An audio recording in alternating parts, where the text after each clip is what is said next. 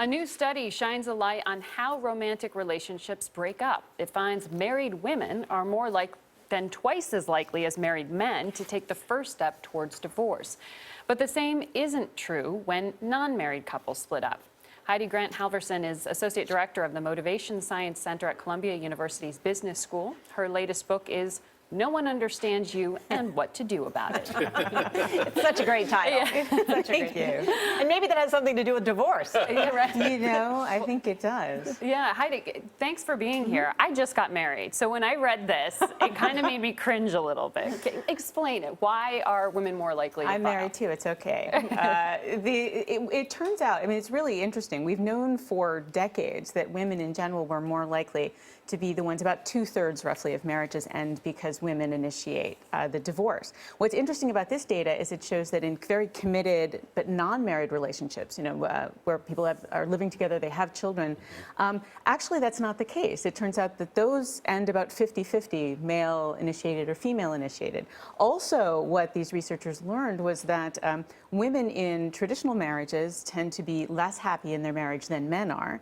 But again, that's not true in these non-traditional relationships where actually they tend to be equally happy. So why do you think that? Why do you think that difference is occurring? What all of the evidence seems to point to is that while society has really changed a lot in terms of gender equality and men and women, actually many men and women going into marriages feeling like they want to have an equitable relationship, the tradition of marriage comes with a lot of baggage. It comes with ideas about the roles, right? With a lot of traditions, a lot of ideas about what the role of the wife and the husband are. Yeah. And it You're seems to be suggesting that married women, have more responsibility, less independence, and less happiness. I mean, in a nutshell, there's even data that shows that simply the division of chores is a major source of happiness and unhappiness in marriages, and those predominantly go to women, even when women work as long as men do.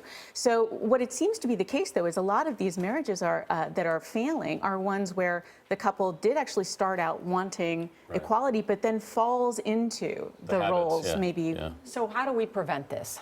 I think in a nutshell, the way you prevent it is being very conscious of it. And that's something a lot of couples don't do by starting out their marriage, really explicitly talking about who's going to do what and continuing that conversation. As the marriage evolves, responsibilities change, work change, keep talking to each other about who's doing what so that that resentment doesn't build up. There are many happy marriages out there. You have to renegotiate the terms at certain points along the way. Over and over again. That's how to stay happy. It can be done. Absolutely. One of the things I thought was really interesting is the study found is that married people are healthier, but not necessarily happier.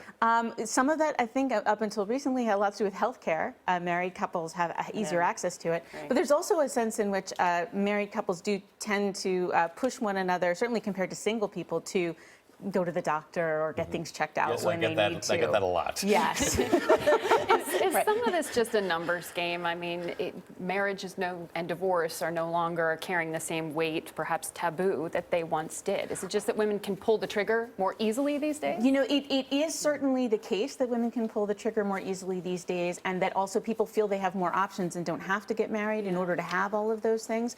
But the ratio has stayed about the same. You know, going back to even 1950, 1940, it's been 2/3 of the time women initiate the divorce. So there's something going on there, and I think it's worth it for married couples to really have, as I said, a lot of open discussions about who's doing what to make sure it's fair to both parties and that resentment doesn't build, and then you can have a happy marriage. All right, Heidi Grant Halvorson, thank you. There's a lot of married women out there that are looking at some of those graphics thinking, uh-oh.